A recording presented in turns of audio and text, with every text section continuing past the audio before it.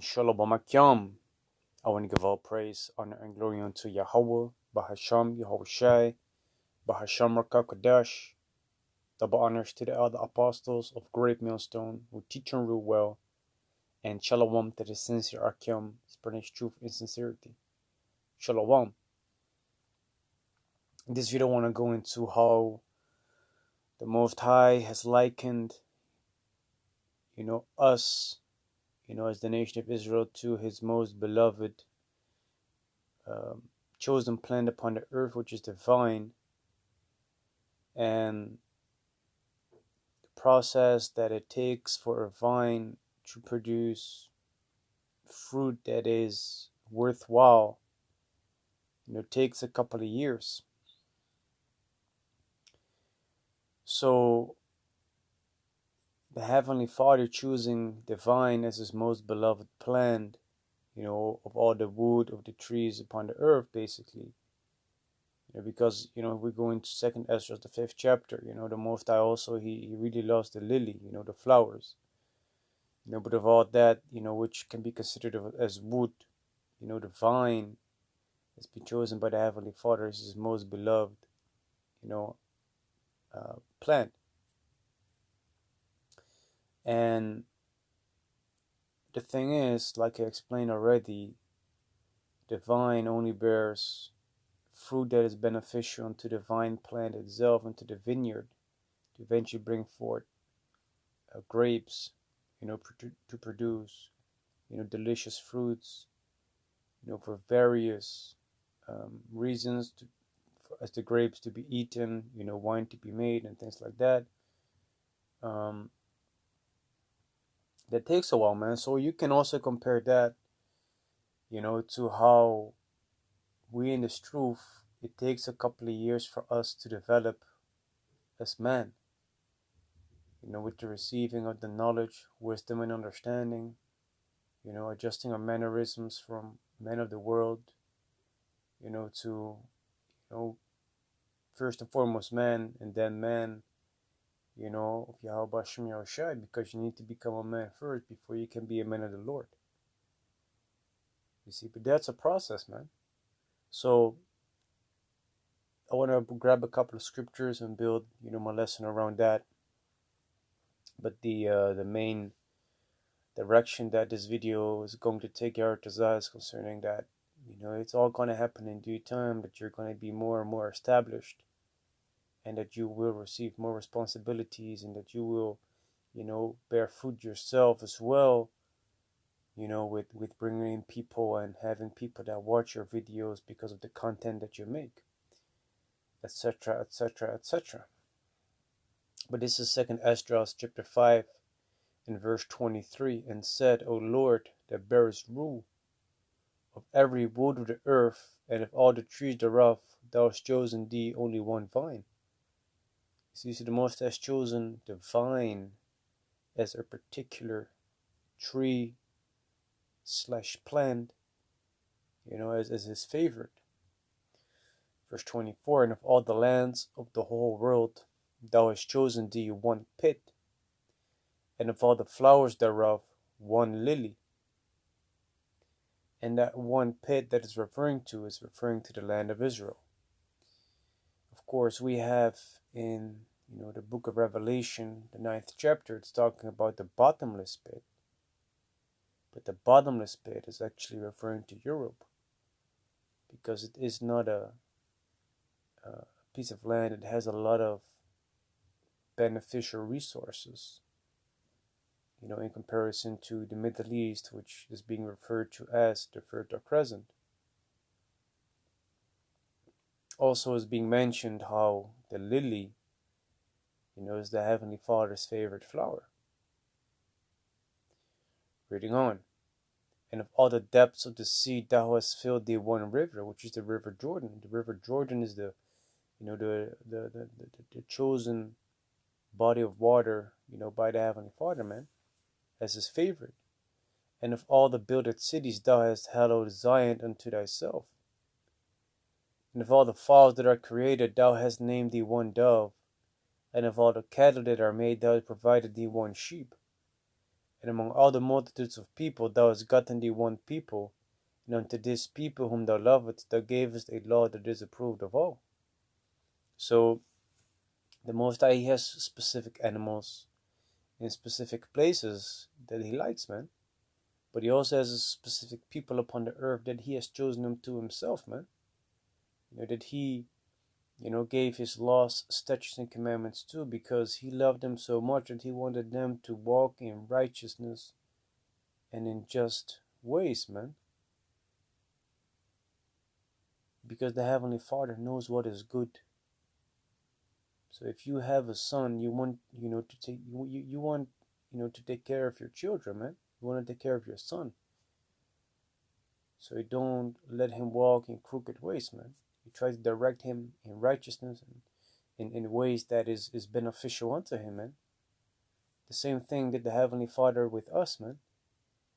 You see, and He likened, the nation of Israel also, to the, I say that, to the vine, man. This is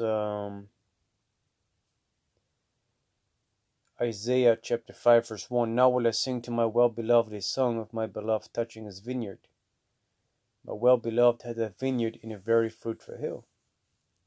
And he fenced it and gathered out the stones thereof, and planted it with the choicest vine, and built a tower in the midst of it, and also made a winepress therein. And he looked that it should bring forth grapes, and brought forth wild grapes. This is referring to the nation of Israel and how the Most High, has placed us in the land of Israel, gave us the city of Jerusalem, and how He gave us the protection, man, and that we was actually supposed to bring forth righteousness and justice. But because we transgressed the law, statutes, and commandments, we brought forth wild grapes, man, which are sour, man, which are, not to be desired. And that's the way that the Heavenly Father looked at us as well, man. A nation that was not to be desired by Him. If I'm correct, that's also in Hosea. Because the Most High hath no pleasure in us, man. It's Hosea chapter 8 and verse 8. And it says, Israel swallowed up. Thou shalt they be among the Gentiles as a vessel wherein is no pleasure. You see? So we was devoured, because of our own ways. The Heavenly Father allowed the heathens, to overtake us and to put us in subjection. So we was among all these heathen nations, and, there was no pleasure in us. The Heavenly Father had no pleasure in us, man. And that's the thing, But even though the Most High had no pleasure in us, He still has Israel as His favorite people, and He likens us, to the vine, man, which is His chosen from all the woods upon the earth. This is Isaiah chapter 5 and verse 3. And now, O inhabitants of Jerusalem and men of Judah, judge, I pray you, between me and my vineyard. What could have been done more to my vineyard that I have not done in it? Wherefore, when I looked that it should bring forth grapes, brought it forth wild grapes. So the Heavenly Father actually did everything, everything that you can imagine that your parents can do in a good way to help you, go in the right steps. That's what the Heavenly Father did with us, man. He gave us everything that we actually needed, but we was never content. So the Most High was like, hey, I made sure that, these people should be able to walk in this righteousness and in justice and things like that. But hey, even though I did all these things, it still brought forth, wickedness, man, and abominations, man. This is verse 5. And now go to, I will tell you what I will do to my vineyard. I will take away the hedge thereof, and it shall be eaten up, and break down the wall thereof, and it shall be trodden down. So the Most High said, like, hey, back in those days, it was like, hey, I know what I'm gonna do with these people, man. I'm gonna take away my protection from them. They're gonna be the ones to be devoured, by the heathens, man. Just like I promised, that it would happen, if they would transgress my laws, statutes, and commandments, man. Because our people were already forewarned. Verse 16, I will lay it waste, it shall not be pruned, nor digged, but there shall come up briars and thorns. I will also command the clouds that they rain no rain upon it, man. So terrors would come upon our people, man. We will be destroyed, and evils will be upon us. Verse 7, this is the point, where we, find that the Most High compares the nation of Israel, to a vine, man, to the vineyard, that, is his chosen and most favorite, a plant upon the earth that can be considered like wood and trees, man. Verse 7, for the vineyard of the Lord Yahweh of hosts is the house of Israel, and the man of Judah his pleasant plant. And he looked for judgment, but behold oppression, for righteousness, but behold a cry. You see? So hey, that's a beautiful thing, man, that the Most High likens us, unto, his most beloved and his chosen, vine, man. And, to continue on that with, that spiritual aspect.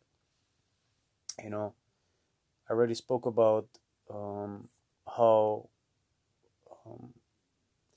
the vine, is not bringing forth any, fruit that is beneficial in the first couple of years, man. So I looked up after how many years does the vine produce fruit, and it says 3 years old. The typical grape vine fruiting age is 3 years old. If it fruits before then, it stresses the vine and the grapes won't be wine worthy. So how long do grapevines produce fruit? You see, so it takes at least 3 years, man. If you compare that with us in the truth, man, 3, 4, 5 years is most likely the time, that, things are gonna, become more, I say that, you're gonna bear fruit, man, within this truth. That that the works that you put in are slowly but surely going to be, rewarded, man. With more responsibility, with people asking more questions, coming to you for those things, asking you to help them with scriptural matters, or, brothers asking you for advice, counsel, and judgment. Why? Because through the Spirit and power of Yahweh Shem Yahushua, you've been among like-minded men that already set forth an example for you, so that you could be built up in the Spirit, man. See how others teach, make videos, prepare lessons, and you're gonna do the same thing in the beginning, because hey, in the beginning you're a parrot, and a monkey, man. Monkey see, monkey do. You see? But afterwards, you're gonna develop your own type of flavor, put your own salt upon it, your own seasoning, and prepare your lessons in such a way that it attracts people, that like your videos, man, that like your way of teaching. You're also gonna develop, more and more of your talents. You might be more into history. You might like, the spiritual aspect and the spiritual breakdowns of the scriptures, instead of the, more carnal breakdowns that have to do with history. You might have the knowledge, wisdom, and understanding scriptures, such as the book of Ecclesiasticus, which is the book of Sirach, and the book of Proverbs. You're gonna find your way more and more in the truth, because the Most High be dealing with you for a certain while, that you're able to say, hey, the Most High, did this with me, I was able to stack up this talent and this talent. You're able to build up from that, man, and create a good foundation, and continue building on from that, man. You might be deep down in the book of Revelations, the book of Daniel. You might be, into the first 5 books of Moses, the Torah, you see. So it takes a while, man, before your labor is gonna bring forth fruit, man. That your labor is going to be rewarded, man. Let me see, what else does it say? It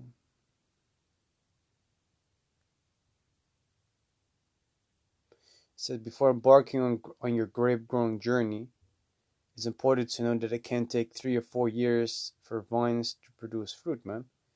And what does need to happen every time is your vines need to be pruned, man.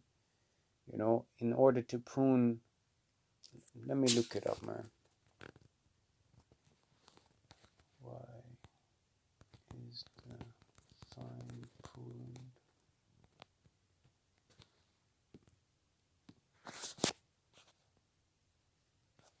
It says the purpose of pruning is to obtain maximum yields of high quality grapes and to allow adequate vegetative growth for the following season. To maximize crop yield, grapevines are trained to a specific system.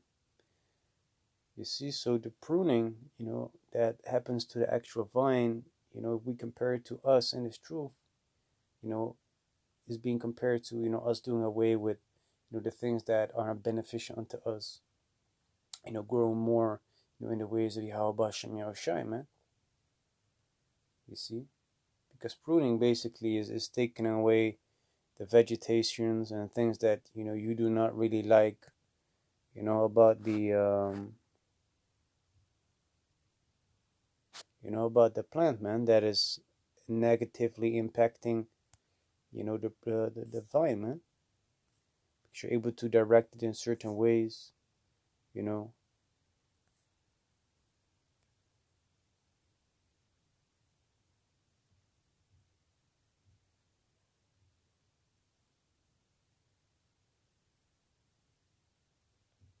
So yeah, man. It's actually quite beautiful. This is Psalms chapter 1, verse 1. Blessed is the man that walketh not in the counsel of the ungodly, nor standeth in the way of sinners, nor sitteth in the seat of the scornful. But his delight is in the law of the Lord Yahweh, and in his law doth he meditate day and night. So you're a blessed man, if you are meditating upon the law, statutes, commandments, and if you surround yourself with men that do the same. Because in that way you're going to be like-minded, but also you're able to build up each other more and more. Verse 3, and he shall be like a tree planted by the rivers of water, that bringeth forth his fruit in his season. His leaf also shall not wither, and whatsoever he doeth shall prosper. You see?